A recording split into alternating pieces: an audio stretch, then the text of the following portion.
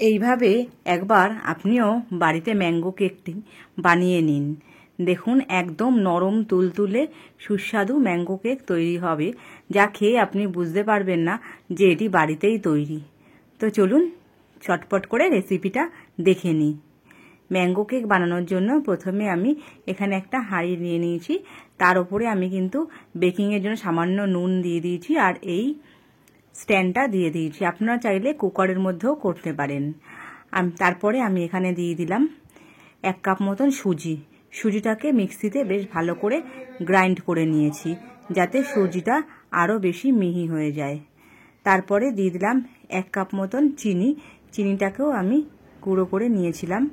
দিয়ে দিলাম 1 চামচ মতন বেকিং পাউডার আর 1 টিস্পুন মতন বেকিং সোডা।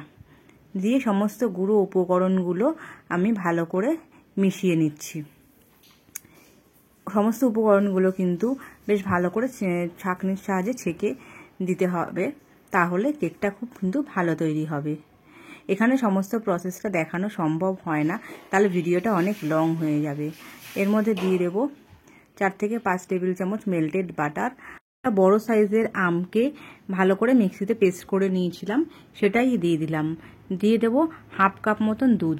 দুধটাকে কিন্তু আপনারা একসঙ্গে মেশাবেন না, বেশ আস্তে আস্তে অল্প অল্প করে দুধ মেশাতে থাকবেন, তা না হলে কিন্তু ব্যাটারটা খুব বেশি পাতলা হয়ে যাবে। পরিমাণ মতন বুঝে পরে আরও একটু দুধ অ্যাড করে নেবেন।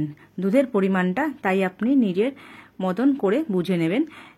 দিয়ে তারপরে এটা কিন্তু রেস্টে রেখে দিয়েছি, কেননা যেহেতু সুজিটা একটুখানি ফুলে উঠবে, তাই জন্য সুজিটা একটু রেস্টে রেখে দিয়েছি।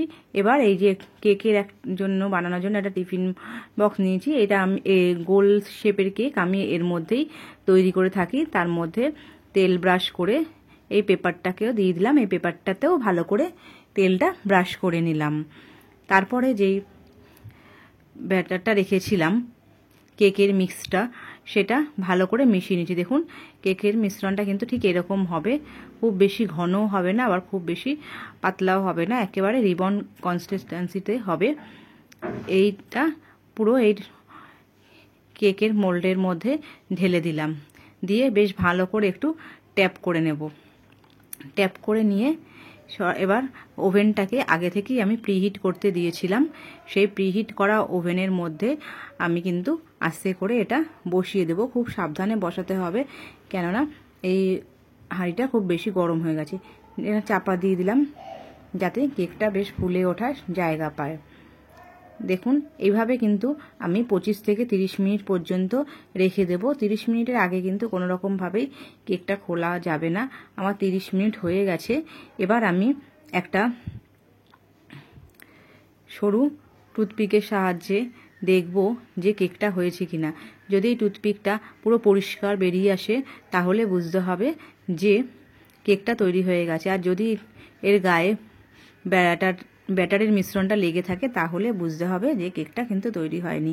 কেকটা কিন্তু তখনই ওভেন থেকে নামিয়ে নেবেন না, কেকটা একটু ঠান্ডা হওয়ার জন্য সময় দিতে হবে। ঠান্ডা হওয়ার পরে এইভাবে একটা চাকুর সাহায্যে কেকের পাশ থেকে একটু ছাড়িয়ে নিতে হবে, তা না হলে কিন্তু উল্টাতে গেলে কেকটা ভেঙে যেতে পারে। খুব গরম অবস্থায় করা যাবে না, তাহলেও কিন্তু কেকটা ভেঙে যাবে। আমার কেকটা সামান্য একটু গরম ছিল, খুব সামান্য, তাতে কোনো অসুবিধা হয়নি। তবে আপনারা কেকটা পুরোপুরি ঠান্ডা করে নিয়ে তারপরেই উল্টাবেন। এরপরে দেখুন এই পেপারটা সরিয়ে দিচ্ছি। একেবারে দারুণ ম্যাঙ্গো কেক কিন্তু তৈরি হয়ে গেছে।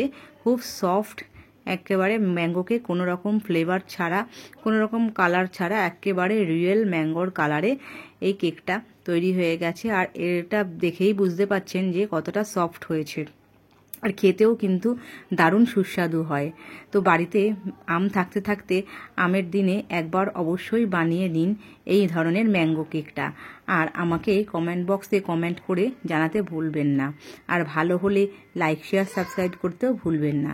আপনি যদি আমার চ্যানেলের নতুন বন্ধু হয়ে থাকেন, তাহলে চ্যানেলটি লাইক, শেয়ার ও সাবস্ক্রাইব করার অনুরোধ রইল। ধন্যবাদ।